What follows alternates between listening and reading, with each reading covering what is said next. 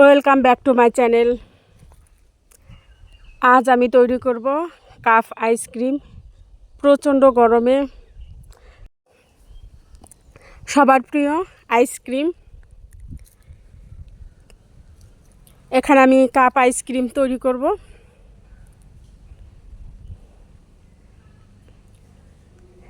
দেশি গরুর দুধ নিয়েছি। এখানে আপনারা প্যাকেটের দুধ ব্যবহার করতে পারেন।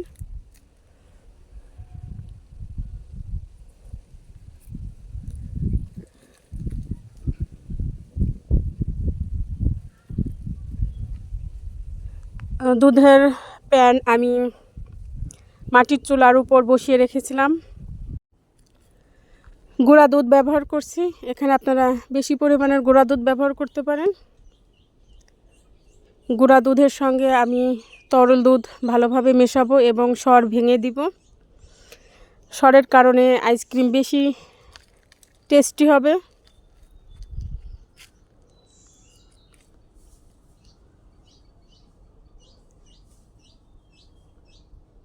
এখন আমি জাল করা দুধের সঙ্গে কর্নফ্লাওয়ার মেশাবো। অবশ্যই দুধ ঠান্ডা হতে হবে।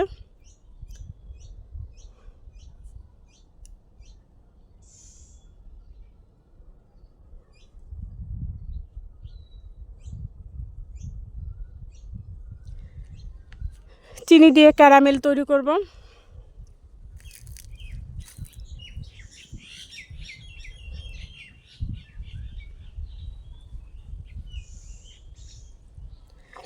মিষ্টি আপনারা টেস্ট অনুযায়ী বাড়িয়ে অথবা কমিয়ে ব্যবহার করবেন।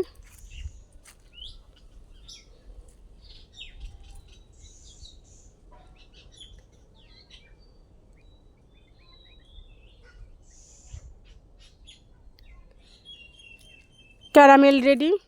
এখন আমি দুধের হাঁড়িতে ক্যারামেল ট্রান্সফার করব।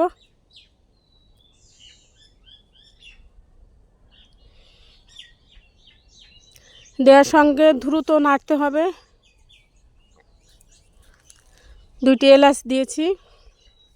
এলাচের কারণে আইসক্রিমের সুন্দর ফ্লেভার আসবে।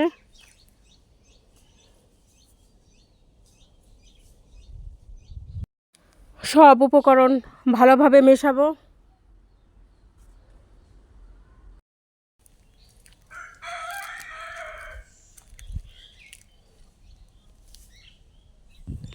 ক্যারামেল দেওয়ার পর সুন্দর কালার চলে আসছে। কর্নফ্লাওয়ার গুলানো দিয়েছি।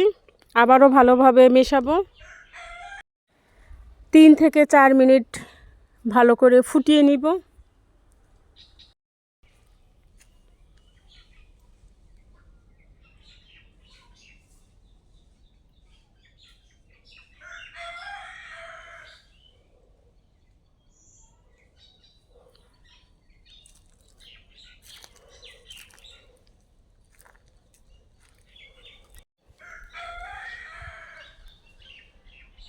এখন আমি চুলা অফ করে দিব এবং চুলার উপরে প্যান বসিয়ে রাখব।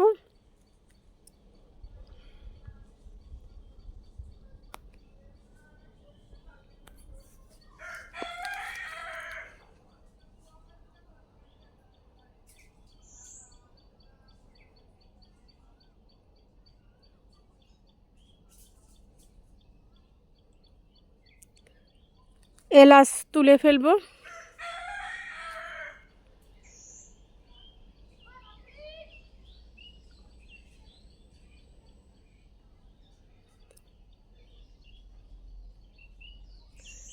ঠান্ডা করে আমি কাপে সেট করব।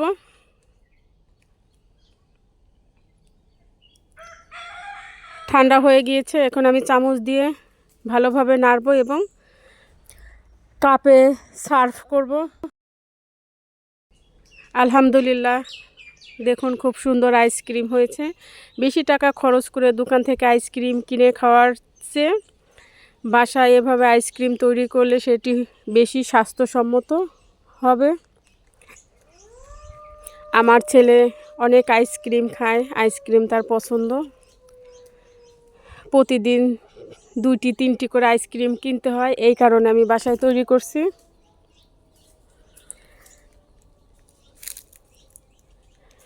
ফ্রিজ থেকে বের করেছি। আইসক্রিম সুন্দর জমে সেট হয়েছে। যারা ইউটিউব থেকে ভিডিওটি দেখবেন, ভিডিওটি ভালো লাগলে আমার চ্যানেলটি সাবস্ক্রাইব করবেন। আমার দুটি চ্যানেল, রনিক কিচেন এবং রনিক লাইফস্টাইল অ্যান্ড কুকিং। আমি একটু চামচ দিয়ে কেটে দেখাচ্ছি, ইজিলি কেটে যাচ্ছে। আজকের মতো বিদায় নেব। আল্লাহ হাফেজ।